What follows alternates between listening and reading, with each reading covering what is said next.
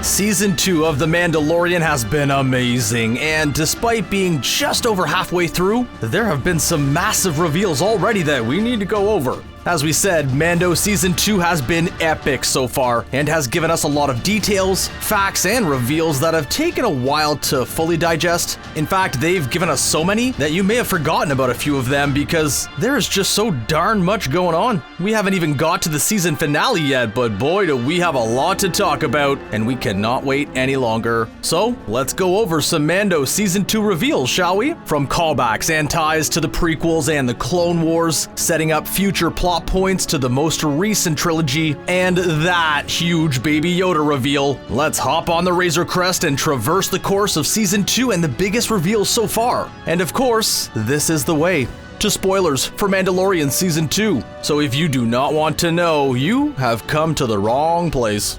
Now, because of you, these people will suffer.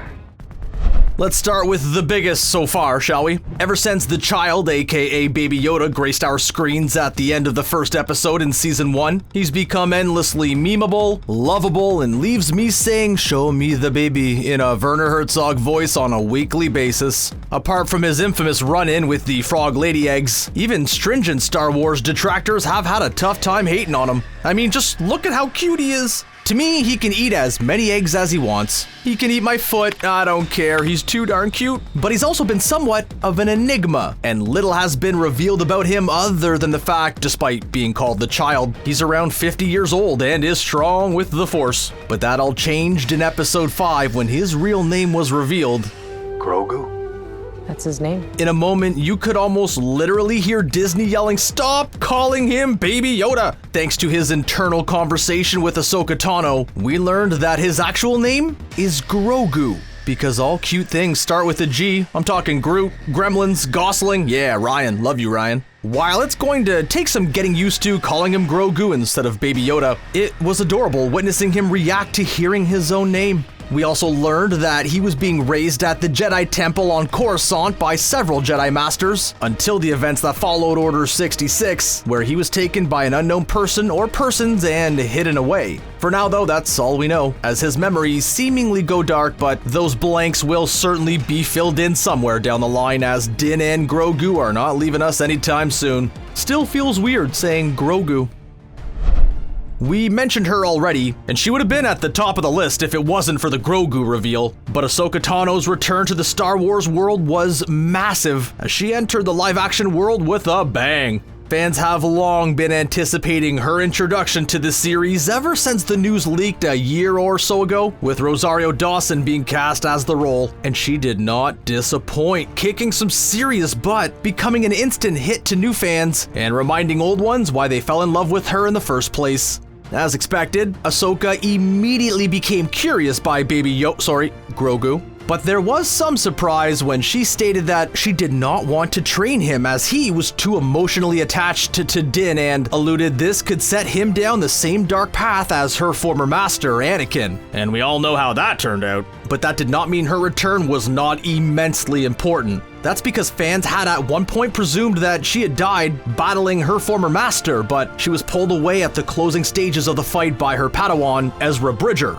Bridger is currently MIA and last seen in the company of the villainous Admiral Thrawn, not Admiral Flan as I first heard it. That's the man who Ahsoka is seeking at the end of the Jedi episode. At the end of the Rebels series, Ahsoka had set out on a quest to find her former Padawan, but it seems that her journey didn't bear much fruit. It does seem, however, that Disney will continue to explore her quest either within the Mandalorian series or potentially in her own spin-off series, which could have a big impact on the story to come.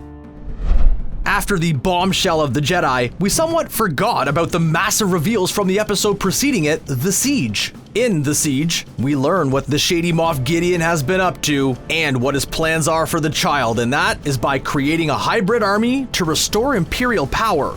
At the end of the siege, we see Gideon observing Phantom menacingly an army of dark troopers, an elite unit of stormtroopers empowered with the dark side of the Force and who can actually aim that have been little seen in canon. By merging Baby Yoda's, By merging Grogu's blood with the dark troopers, they could become Force sensitive and cause real havoc to Mando and the New Republic. This could possibly explain how the New Order became so prominent in the recent trilogy and set the foundations for their rise. Another shady thing Gideon could be up to that could also tie into the recent trilogy is by creating Snoke and the Emperor's New Groove. The Emperor's New Clone. This was also teased in the Smooth Carl Weathers directed episode. Yes, Smooth is part of his name. When we see a number of ominous figures in large cylinders, as well as a transmission from Dr. Pershing to his boss and head of Los Polos Hermanos, Moff Gideon, stating that Grogu, see I remembered, has a high M count.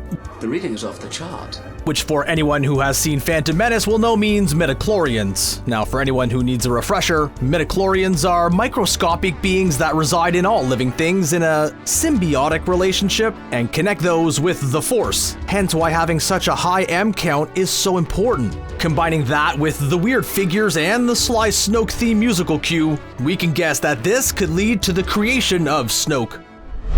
Of course, how could we not mention the huge reveal at the end of the Marshall episode? The revealing question is the return of Jango Fett actor Temuera Morrison to the Star Wars franchise, but of course, Jango met his end in Attack of the Clones, and right now, it is highly likely that he'll be playing his younger clone Boba. Although it hasn't been confirmed or revealed if and how exactly he escaped the bottom of the Sarlacc pit. With his armor on show in that episode, the safe money is on Morrison playing Boba. How he would work in the story going forward is unclear. Maybe he's the source that Moff references in The Siege.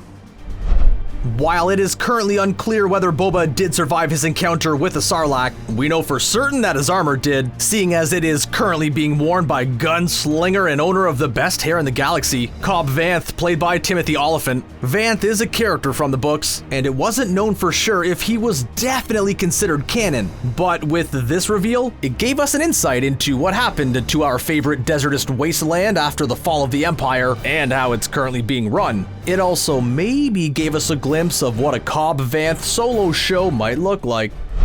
The season started off with Din searching for fellow Mandalorians to help him with his task and bring Grogu, I got it again, 2 for 2, back to his own kind. Now, in the episode The Heiress, we see him doing just that, meeting up with Clone Wars character Bo-Katan and her crew. But Din was shocked to see them removing their helmet, something that he believed to be blasphemous, and became instantly untrusting. But Bo-Katan informs him that the only ones who don't take off their helmet are members of the subsect Children of the Watch. He also learns that they are an extremist religious cult detached from Mandalore, making him technically a religious zealot.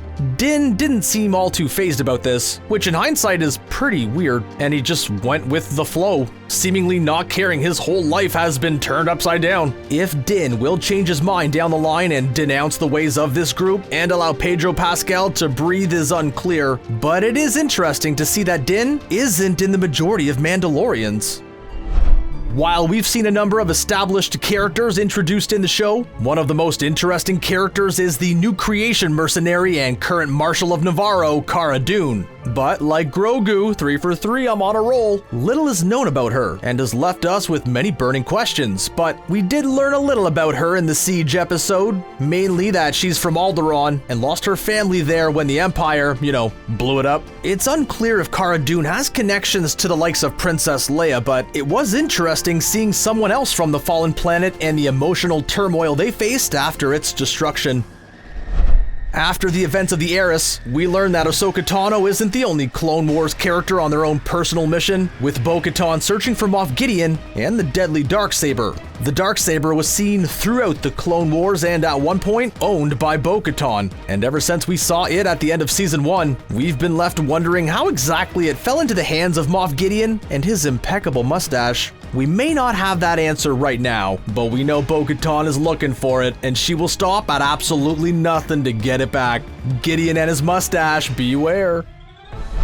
But most importantly, the biggest reveal in Season 2 is the fact that Macarons exist in the Star Wars world, and just like the milk, they're blue. The delectable treats were introduced in the Siege episode when they were stolen by a hungry Baby Yoda. Oh no, I screwed up. You know what, I'm putting my foot down. They can call him Grogu all they want. He will always be Baby Yoda to me. Baby Yoda, Baby Yoda, Baby Yoda. But not only do blue Macarons, also known as Navarro Nummies, exist in the world of Star Wars, but you can get them in real life too. Although they will cost you a pretty penny, with a pack of 12 costing $49.95 a pack. Seriously, Disney, are you trying to bankrupt me? My bedroom's already full of Baby Yoda merchandise. There's not even a bed in there anymore. It's just a Baby Yoda shrine. What do you make of these reveals? Are you enjoying Season 2 so far? Are you excited for the rest? Let us know in the comments below, and make sure to subscribe to the channel today for everything Mandalorian. See ya!